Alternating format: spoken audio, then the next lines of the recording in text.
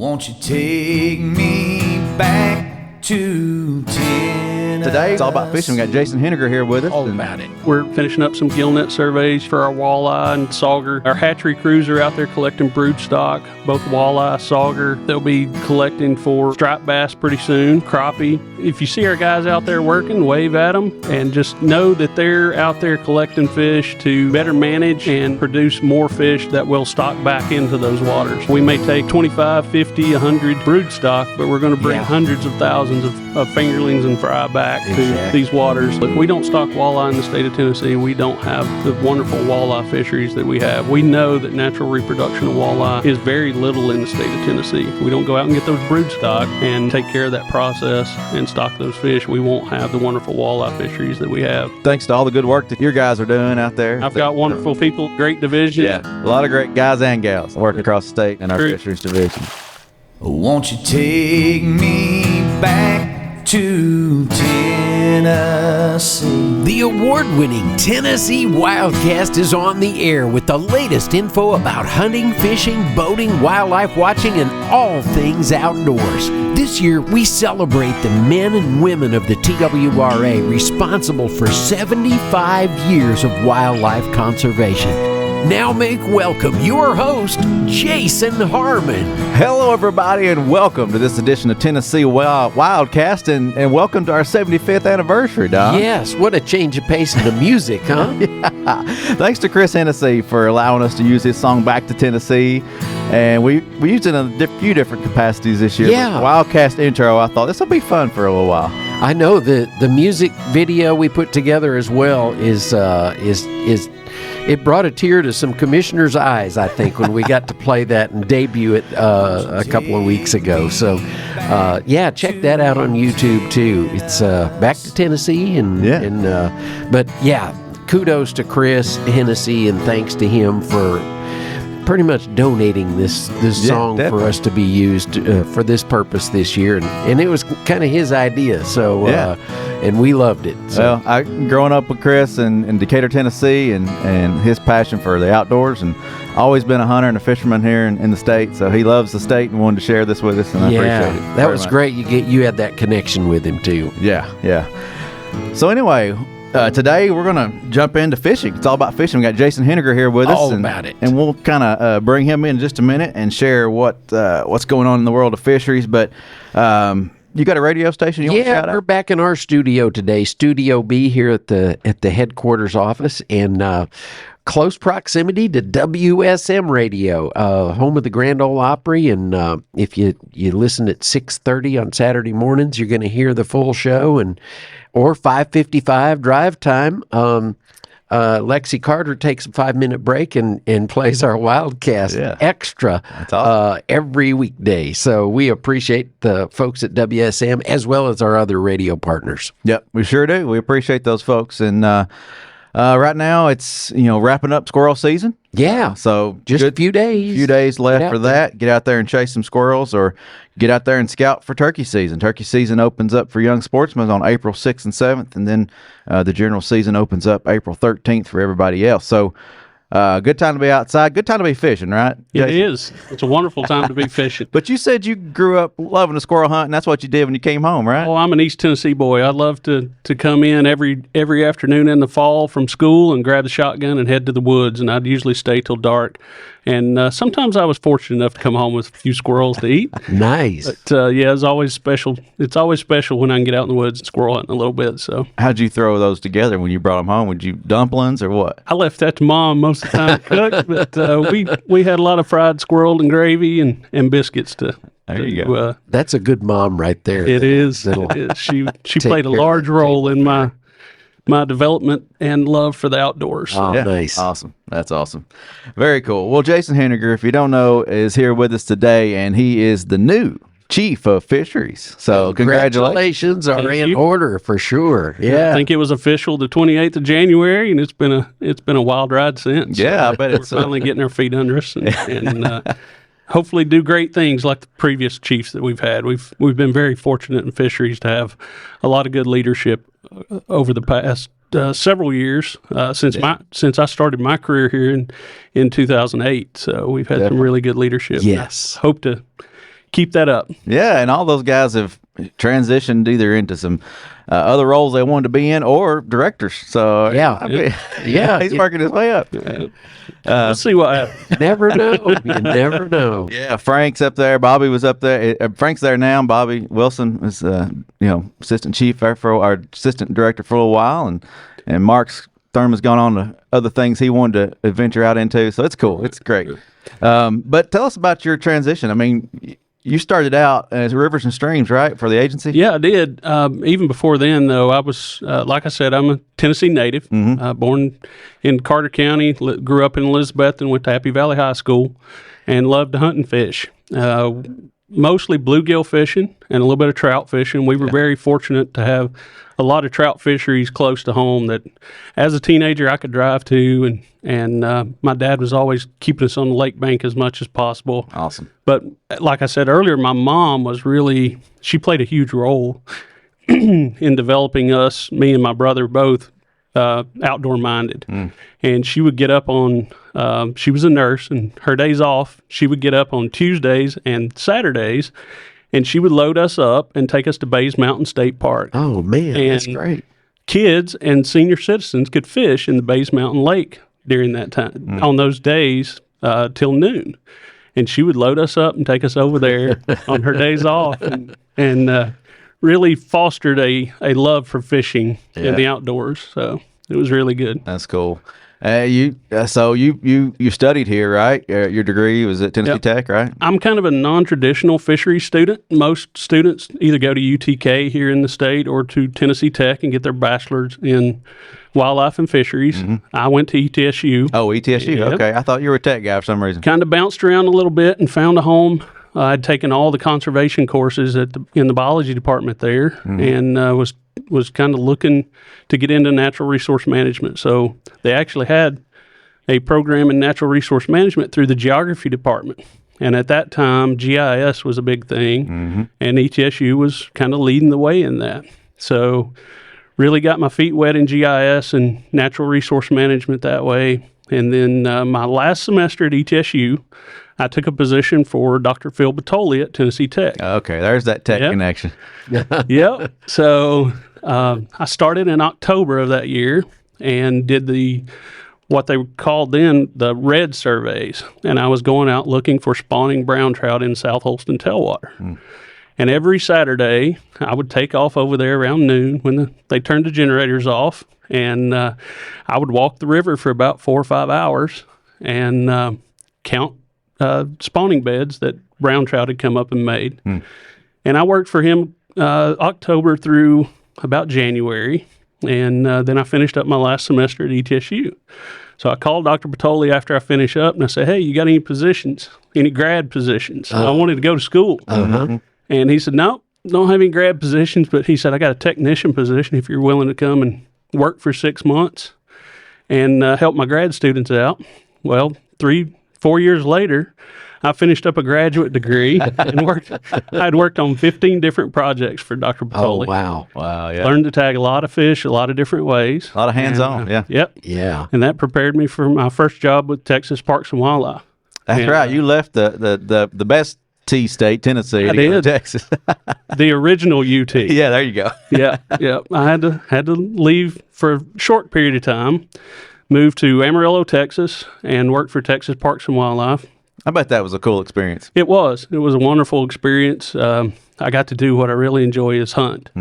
There's a lot of wonderful hunting opportunity out there in West Texas, and that's why I went into fishing so I could afford to hunt in the fall. There you go.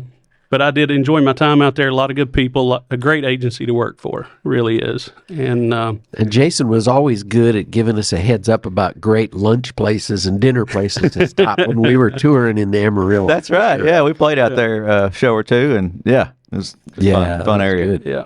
So in 2008, I moved back to Tennessee and took the Rivers and Streams coordinator position when Frank had moved up, and that was really my dream job.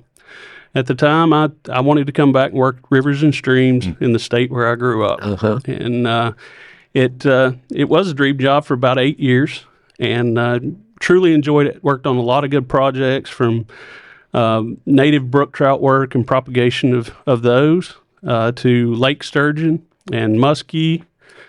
Just a lot of good things that we've been doing and we're still doing. Followed you around many times with a camera on some of those projects. I suckered you into a few trips. So those 2.5 mile death marches into Sycamore Creek. That was rough. Yeah, I was sore and cramping by the end of that trip. But we got it done, and a lot of good work, a lot of good things have come from it. So, but then I got the opportunity to move up to assistant chief, and took that position, I think in 2015, and I've enjoyed that position.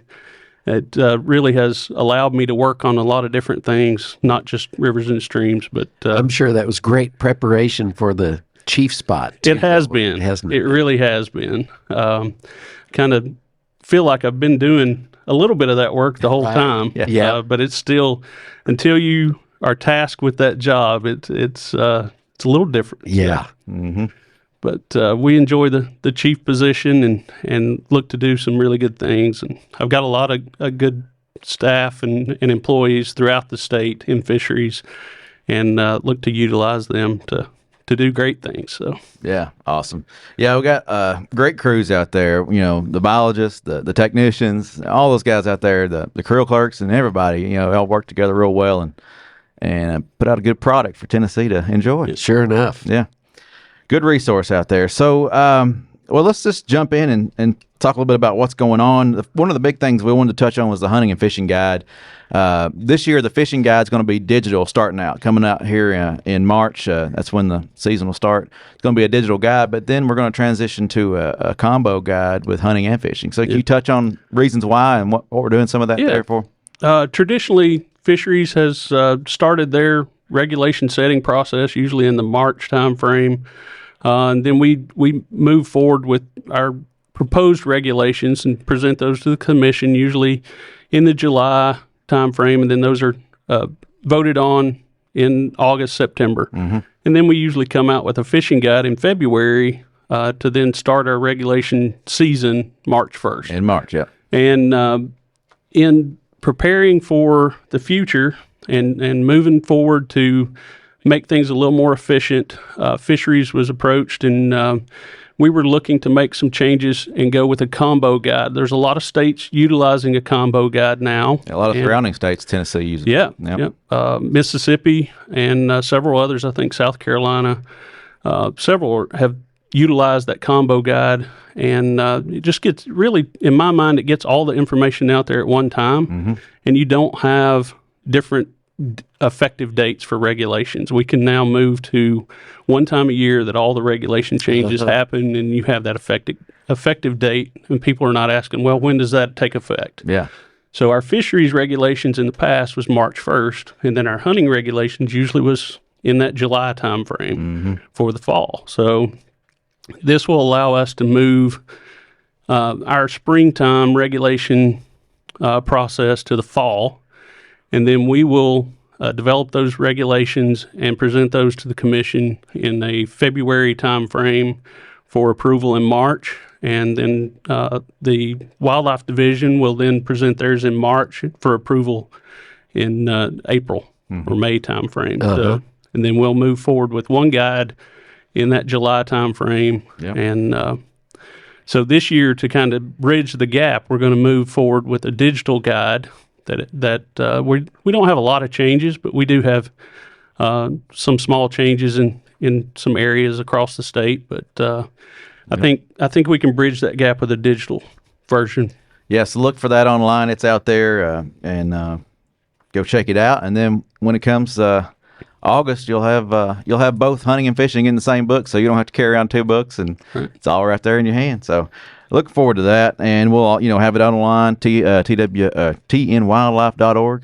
So you can go out there and pull it up or get you a hard copy. So good things going on there. Just recently we had a Hiawassee trout meeting, and then we've put a presentation out there on YouTube. Talk a little bit about what's going on there. Yeah, our Region 3 crew did a really good job of kind of highlighting some of the issues that we're dealing with on the Hiawassee River in managing trout, and really presented some of the research on water temperatures and and they just finished up a creel, so they presented some of the creel information and about the anglers that are fishing the Hiawassee, and they've developed a presentation that we posted online, and there's a survey that goes along with that. So definitely encourage any trout anglers or anyone that fishes the Hiawassee to go out there and watch that video and take the time to fill out that survey so we know kind of your thoughts on how you would like to see us manage that. So There's a lot of interest in that fishery too, as witnessed by the crowd that showed up. Yeah. To the live meeting. We had about 50 individuals that came out and discussed with us their ideas about how to better utilize the Hiawassee River and what they would like to see. And it was very insightful to our managers, and we look forward to utilizing that data moving forward. So, And like Jason said, if you weren't able to make that meeting physically, there's the PowerPoint that you can take in and then participate in that survey. Make sure you do that. Check out our YouTube page. You'll find it out there. And there's plenty of weeks left to take that survey. So, yeah, very cool. we're looking to utilize those type of presentations and surveys in the future for different management strategies and things like that. So really look forward to see how this turns out, the results of this survey after the presentation and everything. So Not everybody can get out, can always make it to a location. So it's good to have that online option. Yeah. All right. Let's just go down the list here. We were chatting earlier before the show, the Bill Dance Signature Lakes. Those are going strong. It's a 3-tiered program, and you kind of wanted to touch on some of that. Yeah. The Bill Dance Signature Lake program is a unique program. There's several states that have fishing trails. Alabama Fishing Trail. That's more of just a tournament trail that a third party puts on for the state of Alabama. And Oklahoma has a fishing trail that they've utilized some of their state lakes and things like that to market. Try to better market those for people to utilize. What we wanted to do is not only market those lakes, but we wanted to go in and make improvements to all these lakes to make them better fisheries or utilize better access. So Tennessee's Bill Dance Signature Lakes program is, like you said, a 3-tier program where we have 8 small lakes, and those are located either in state parks or some of our agency lakes, TWRA state lakes, and we're intensively managing those for better fishing.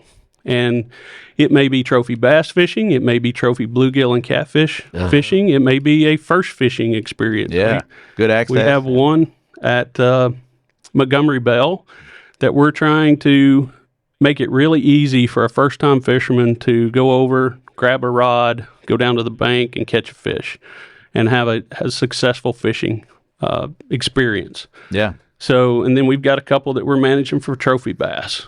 And some of the management strategies we're utilizing is habitat improvements. We're going in and installing habitat. We're going to try to influence about 15 to 20% of the shoreline with habitat in some of these smaller lakes. And we think at that level, we can have population level changes occur. So, well, that's great for the bank fishermen, having it that close and easy access. And very cool. Some of them will be close to fishing areas. We're installing new fishing piers, some new courtesy docks. We've had improvements to several boat ramps on these small lakes. Herb Parsons and Browns Creek got totally new boat ramps. Really nice areas now to go and launch your boat in our small lakes and go have a quality fishing experience. And then the second tier we're going to 8 large reservoirs and redoing some of the boat ramps, courtesy docks, fishing piers, fishing docks, some of the tournament level fishing docks that they can pull in and tie their boats up when they go to weigh in. So some really high quality improvements at some of these larger lakes like Old Hickory and Dale Hollow, Watauga Lake in East Tennessee. There's several of those that we want to work on.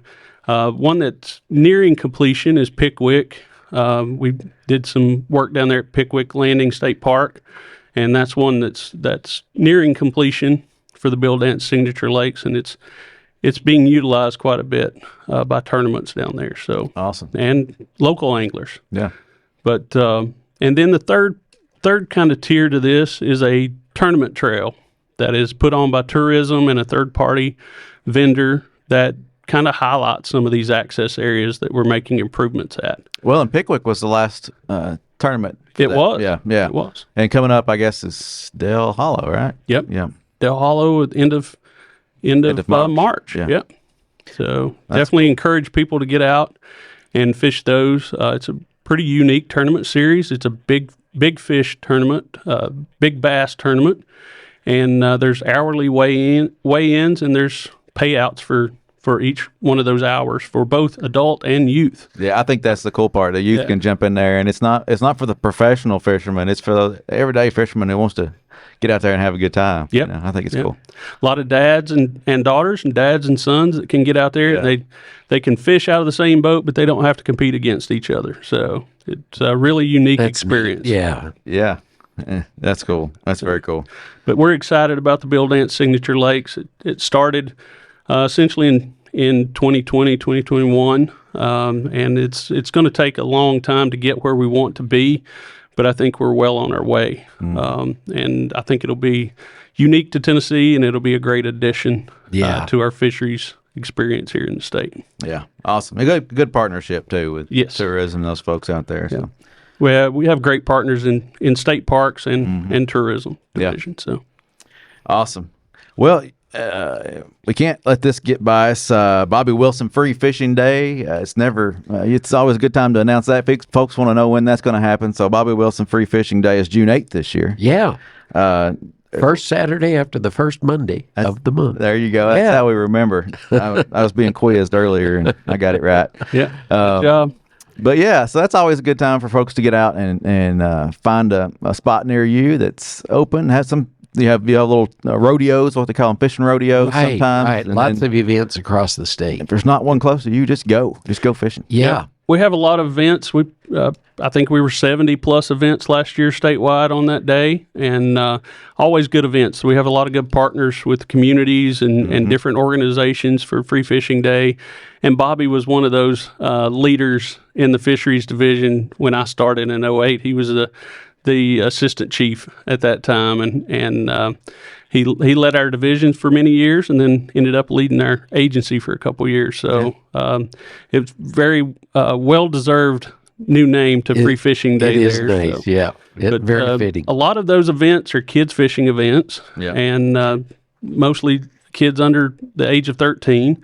But we're going to try to move to some family fishing events this year. So everybody be looking at the website to see where those family fishing events are, and those are going to be a little different. They're going to be an education focus on those to get people from tying the hook on and baiting their hook to catching fish, cleaning fish, and taking them home at the end of the day, Yeah, prepared good. and ready to cook. So Yeah. Good. That's awesome. The kind of the field to fork kind of deal there. That's awesome. Tends to lend itself more to a repeat performance too, Yeah. as opposed to just a one and done deal. I think so. Come back. Hey, we had so much fun. Let's go do it again. That's that retention part, right? Exactly. Yeah. One of those R's. Yeah, one of those R's. That's cool to know those are happening, and because the families are already there. I mean, the moms and dads are there. Yeah, wanting gotta to have- bring 'em. You're wanting to participate too, and I think that's good. I've seen so many of those events that are just kids events, air quotes, but mom and dads are helping them and trying to get the thing going, and it's kind of frustrating for the parents sometimes. Yeah. They can't. Yeah. Definitely can be, and I've been the parent at many of those events. So So, Kinda tough. I'm liking that transition to the family approach. That's pretty cool. I think it'll serve us well into the future, and get those parents involved too. Yeah. And I'll put you on the spot. The week following is free fishing for what? For kids, right? Go check the guide and check that out. But yeah, there's a free fishing week that follows Free Fishing Day. Yeah. So There is. Right. it's fun. So, one more thing on free fishing. When I first started, I went with Bobby down here to the creek next to the office, and we shot a video about the Free Fishing Day. So it's only fitting that he gets named after him. Yes. He was a huge proponent of Free Fishing Day and all the efforts the Fisheries Division and agency has toward Free Fishing Day. He was always behind a lot of that work. So Yeah, he was always fun to get on camera too. Oh, yeah. Oh, all right. Well, before we run out of time, man, time is flying. We'll go quickly here, as quick as we can, try to cover as much. But your sampling crews are out, and then jump into hatcheries. What's Yep, going on? you'll see a lot of sampling crews out. We're working on gill nets, finishing up some gill net surveys, usually for our walleye and sauger. Our hatchery crews are out there collecting brood stock, both walleye, sauger. They'll be collecting for striped bass pretty soon, crappie. If you see our guys out there working, wave at them. Yeah. Yep. And just know that they're out there collecting fish to better manage and produce more fish to come that will stock back into those waters. We may take a few 25, 50, 100 brood stock, but we're going to bring hundreds of thousands of fingerlings and fry back to these waters and hopefully better manage for future fishing. So, well, and some of these fish, do great on their own, but then some of these species you're talking about, they don't do as well unless, if you're not helping. And those guys, we really appreciate our hatcheries guys. Yeah, I mean, walleye, for example, if we don't stock walleye in the state of Tennessee, we don't have the wonderful walleye fisheries that we have. We know that natural reproduction of walleye is very little in the state of Tennessee. And so if we don't stock those fish, we don't go out and get those brood stock and take care of that process and stock those fish, we won't have the wonderful walleye fisheries that we have across the state. So, and Tennessee has the state record? I mean, the world record walleye. World record walleye, yes, sir. That's crazy. Just right up the road here from below Cordell Hall. Yeah, that's crazy to think. And it's a whopper. It's on the wall here at the office. Come by and see us. Take a look at it. Yeah. So winter trout stocking, those were wrapped up. That was a great event. There's still trout out there to catch. Yeah, right? That's right. Yeah, we had a really good year for winter trout stockings. We didn't have a lot of delays due to weather. A few, but not as many as some years. Mm-hmm. And I think we saw a lot of good use of our winter trout fisheries from a lot of anglers. Seen a lot of posts online of people catching trout and keeping a limit of trout to go and eat. I'm glad that they're able to utilize those fish. Yeah, sure are. Make good use of them between now and when the weather or the water gets too warm. Yep. So. And we're moving out of that into our spring stream stockings and our tailwater stockings. So definitely get out there and get after some of this good fishing that's about to happen. So. Awesome. Well, our time's wrapping up here. I guess we'll touch real fast. Spring stream stockings will be happening with trout, and then we're still working with communities on increasing access and habitat improvements and things like that. Right. We had a wonderful project, Stewart Creek, that just finished up. Added a lot of nice access for bank anglers and hopefully a lot of good fish catches this spring. Good deal. Very cool. Well, Jason, I appreciate you being with us today. And no problem. Thanks for having me, guys. Yeah, congratulations on the new adventure here, and thanks to all the good work that your guys are doing out there. Thank you. Yeah. Yep. He'll do a great job. I'm positive. I've got wonderful people under me, a great division, and look forward to it. Yeah, a lot of great guys across the state, guys and gals working in our fisheries division. So, well, this is Tennessee Wildcast. Thanks for listening. Thanks for tuning in. Happy 75th anniversary, TWRA, and I hope y'all enjoy this new theme song for the show. And we'll see you next time. Stay connected with TWRA by visiting our website at tnwildlife.org and follow us on Facebook, X, and Instagram. Join us as we celebrate 75 years of conservation in our great state. You can invest in Tennessee's wildlife future by purchasing a license at GoOutdoorsTennessee.com. That's GoOutdoorsTennessee.com.